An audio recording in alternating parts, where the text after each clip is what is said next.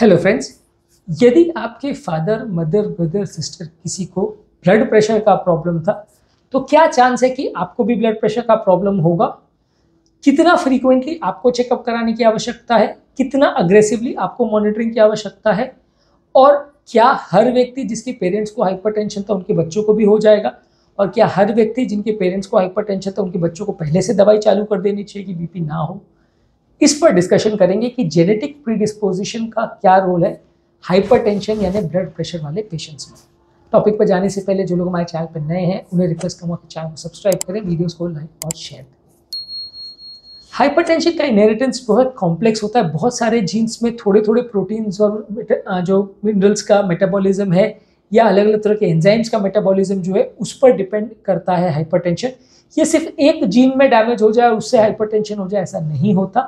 इसलिए हाइपरटेंशन के केस में जेनेटिक एनालिसिस यूजली नहीं की जाती है। अगर आपके पेरेंट्स को हाइपरटेंशन था तो डेफिनेटली आपको होने का चांस ज़्यादा है, पर आपको हो ही जाएगा ऐसा बिल्कुल नहीं है। पेरेंट्स को था तो आपको दूसरे व्यक्तियों से थोड़ा ज़्यादा होगा। जितने ज़्यादा पेरेंट्स को था, जितना ज़्यादा सीवियर उनको हाइपरटेंशन था, उतना कंपेरेटिवली आपको भी होने का रिस्क होगा। लेकिन इसका ये मतलब नहीं है कि पेरेंट्स को अगर था तो आपको 100% हो जाएगा, ऐसा नहीं है। पेरेंट्स को अगर सीवियर हाइपरटेंशन था और माता पिता दोनों को था तो आपको 10-15% या 20% चांस है कि हो सकता है। बच्चों के केस में आपको ज़्यादा अग्रेसिव मॉनिटरिंग करना पड़ेगा, ज़्यादा अग्रेसिव लाइफस्टाइल मॉडिफिकेशन करना पड़ेगा। यानी मॉनिटरिंग से मतलब ये कि रूटीन व्यक्ति में आप ब्लड प्रेशर मान लीजिए 1 महीने में या 2 महीने में एक बार जांच करते हो तो उनमें आपको हर हफ्ते 10 दिन में एक बार चेक कर लेना चाहिए।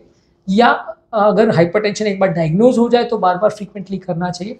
और वैसे लोगों में आपको लाइफस्टाइल मॉडिफिकेशन यानी खाने में नमक कम करना, तेलगी कम करना, डेली एक्सरसाइज करना, वजन को कंट्रोल करना, सारे मॉडिफाइबल रिस्क फैक्टर्स को कंट्रोल करना, उस पर आप ज़्यादा फोकस करते हो एज कम्पेयर टू बाकी लोगों का।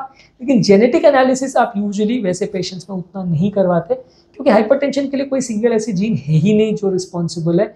अगर आज की डेट में मुझे हाइपरटेंशन या किसी मेरे पेशेंट को हाइपरटेंशन हो जाए तो कोई जेनेटिक एनालिसिस करके हम पता लगा लेंगे कि भाई यहाँ पे प्रॉब्लम है, इसकी वजह से उसको बीपी हो रहा है और उसकी वजह से हम ट्रीटमेंट को चेंज कर पाएंगे, ऐसा यूजली नहीं होता।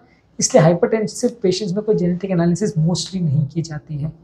अगर बहुत सारे लोग को परिवार में हाइपरटेंशन है तो ये माना जा सकता है कि बच्चों को कंपेरेटिवली ज़्यादा रिस्क होगा, उसको ज़्यादा अग्रेसिवली मॉनिटर किया जाएगा, ज़्यादा ध्यान रखा जाएगा, ज़्यादा रूटीन मेडिकल इवैल्यूएशन किया जाएगा। हाइपरटेंशन से संबंधित हार्मोनल चेंजेस जैसे growth hormone, thyroid hormone, pituitary से बनने वाले हार्मोन, स्टेरॉयड हार्मोन्स, ये सब का एनालिसिस किया जाएगा। किडनी का रेगुलर एनालिसिस किया जाएगा, बॉडी के स्ट्रेस हार्मोन्स का एनालिसिस किया जाएगा। ये थोड़ा अग्रेसिवली आप कर सकते हैं, उनका किडनी वगैरह का ओवरऑल स्ट्रक्चर कैसा है, ब्लड फ्लो कैसा है, ये सब आप एनालिसिस कर सकते हैं। पर वैसे लोगों में जीन्स का एनालिसिस करने का बहुत ज़्यादा रोल नहीं है। रेगुलर ब्लड प्रेशर मॉनिटरिंग करते रहिए, मे बी बाकी लोगों में अगर 1 महीने में एक बार करते हैं तो इसमें हफ्ते में एक बार कर लीजिए। ज़्यादा लाइफस्टाइल को इम्प्रोवाइज कीजिए, रेगुलर एक्सरसाइज कीजिए, वजन कम करने का प्रयास करिए और किसी अच्छे डॉक्टर या हाइपरटेंशन स्पेशलिस्ट या कार्डियोलॉजिस्ट या फिजिशियन के फॉलोअप में रहेंगे तो इससे आपका होने का प्रॉब्लम कम हो जाएगा। अगर किसी व्यक्ति के पेरेंट्स को प्री मैच्योर हाइपरटेंशन हो, यानी कि छोटी उम्र में माँ बाप को अगर हाइपरटेंशन हो गया था 20-25 साल की आयु में और खासकर माँ और बाप दोनों को हुआ था तो फिर कंपेरेटिवली बच्चों में होने का चांस ज़्यादा है। अगर उनको 60-70 साल में हुआ था और वो भी एक आध पेरेंट को हुआ था या किसी चाचा ताऊ फूफा जी किसी को हुआ था, दूर के किसी रिश्ते में किसी को हुआ था, तो उससे कोई ज़्यादा फर्क नहीं पड़ेगा और उससे बच्चों को हो जाएगा, वैसा कोई ज़्यादा इश्यूज़ नहीं है।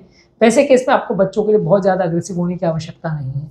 पर हाँ, मल्टीपल लोगों को है और अगर जल्दी उनको हाइपरटेंशन चालू हो गया यानी प्री मैच्योर हाइपरटेंशन हो गया, 20-25 साल की आयु में चालू हो गया, तो फिर आपको ज़्यादा अग्रेसिव होना पड़े। बच्चों के केस में आप रेगुलर हेल्थ एजुकेशन पर फोकस करिए, उनको हाइपरटेंशन के बारे में एजुकेट करिए, हाइपरटेंशन मैनेजमेंट पर एजुकेट करिए, ब्लड प्रेशर मॉनिटरिंग करते रहिए। लेकिन दवा उनमें तभी चालू की जाएगी जब उनको भी अगर हाइपरटेंशन डायग्नोज होगा। डायग्नोज होने से पहले दवा चालू कर दें कि बीपी के लेवल्स हाई आने से पहले दवा चालू कर दें जिससे वो बचाया जा सके, तो ऐसा यूजली नहीं होता है। ऐसी कोई प्रिवेंटिव मेडिसिन नहीं आती जिससे ब्लड प्रेशर का होने को कम किया जा सके।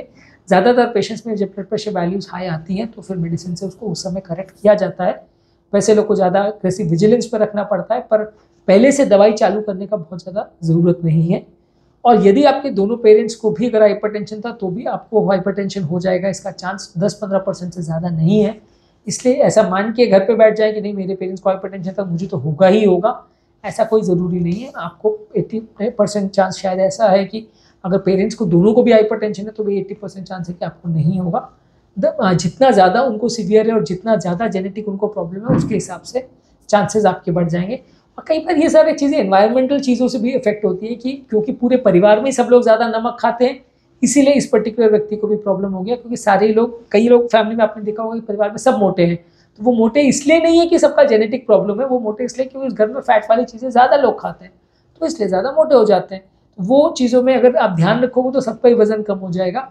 जेनेटिक्स को लोग बहुत ज़्यादा उस पर तरजीह देते हैं, बहुत ज़्यादा उस पर वेटेज देते हैं, बहुत ज़्यादा उसको इम्पोर्टेंस देते हैं। ज़्यादातर केस में उतना रोल उसका नहीं है और ज़्यादातर पेशेंट्स में आप लाइफस्टाइल मॉडिफिकेशन करिए, ज़रूरत पड़े तो दवा लीजिए, इतना ही सफिशिएंट है। बहुत ज़्यादा इसमें पैनिक करने की आवश्यकता नहीं है यदि आपके पेरेंट्स को ब्लड प्रेशर का प्रॉब्लम है तो। उम्मीद करूँगा कि आज के टॉपिक से कुछ नई बातें जानने को मिली होगी। जो लोग हमारे चैनल पर नए हैं उन्हें रिक्वेस्ट करूँगा कि चैनल को सब्सक्राइब करें, वीडियोज़ को लाइक और शेयर करें।